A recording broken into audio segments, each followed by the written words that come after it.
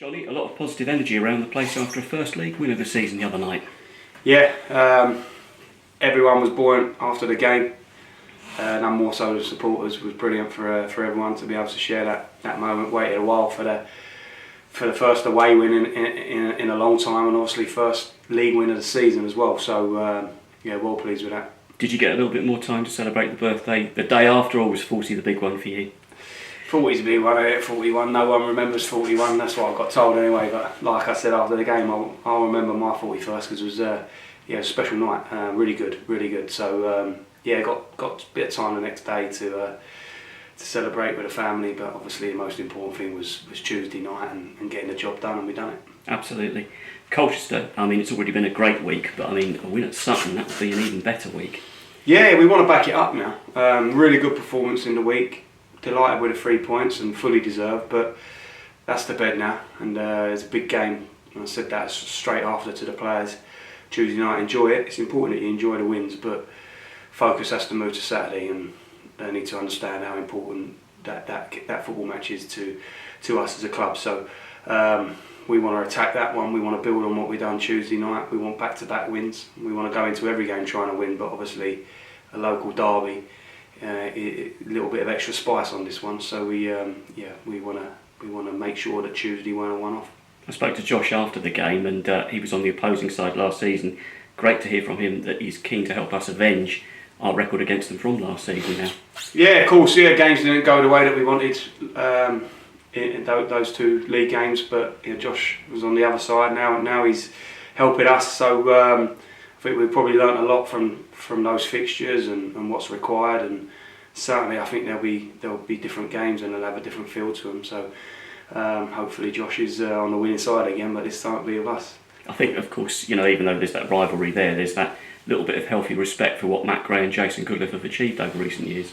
Yeah, I think Matty's done a great job there. Someone I know well, and I think he gets plaudits for what he's done and sort of tighter budgets, and he's done excellent, brought them through the leagues and obviously established himself in the league now, so I made them a really difficult team to play against, and certainly again so far this season you've seen that they've been a tough nut to crack. So not expecting an easy ride there whatsoever. Going to be a tough game, typically Sutton team that we'll come up against, and obviously with the extra spice of a local derby, it's going to be a tough game, but obviously we're buoyant from victory in the week and the games previous to that, even though the games we didn't win, felt we played well and we could be sat here with 4 wins. So we're in a good spot. We're confident that if we turn up in the right frame of mind and with the same attitude as we had Tuesday, that we're a match for anyone.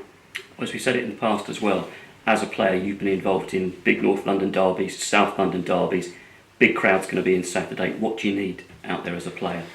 You need energy, you need commitment, you need the supporters need to see that you understand the magnitude of the occasion and the game, and you need to leave it all out there. I know my team will be doing that, and if we do all that, I think we can come away with a positive result. But Sutton are the sort of team that if you don't turn up with that mindset and that attitude, then you come unstuck. That's a given. But my players know the magnitude of this game, and they know how important it is.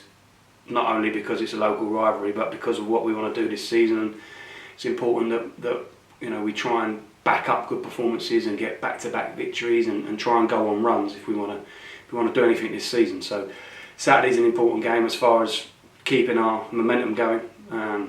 Like I say, just with that little added touch that it's a local rivalry. How pleased are you that both Omar and Josh have settled in so quickly on and off the pitch? Yeah, delighted with them both. We spoke about it a lot. All the signings that we've made have bedded in really nicely.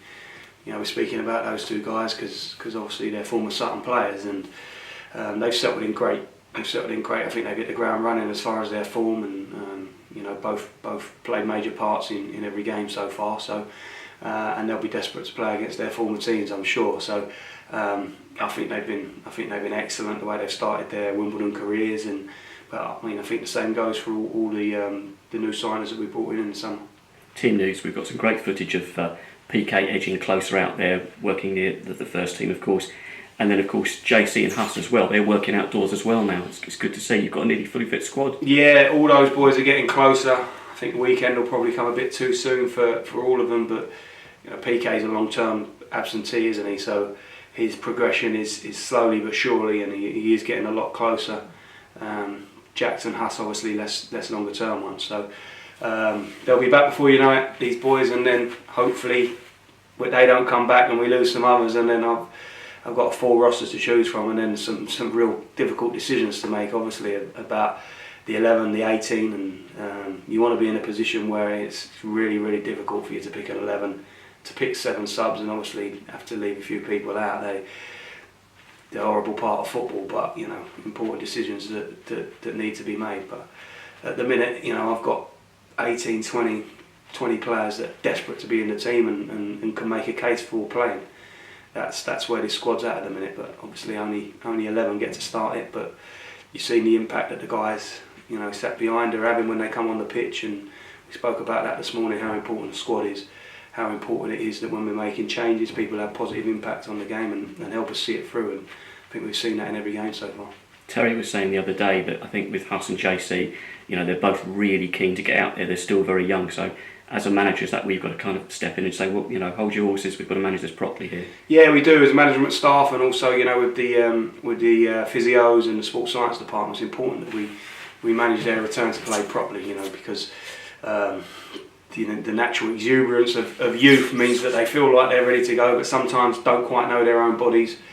Huss has obviously had a few hamstring issues already in his career, and he's only sort of played 15-20 games for us, and you sometimes forget that he's obviously really young in his senior career. So we need to help him manage expectations, and we need to help him educate him around injury prevention, rehab, and getting to know his own body better, so that we don't get rushed into decisions. But at the same time, we want him back as soon as possible. So little balancing act, but progressing really well, as is JC.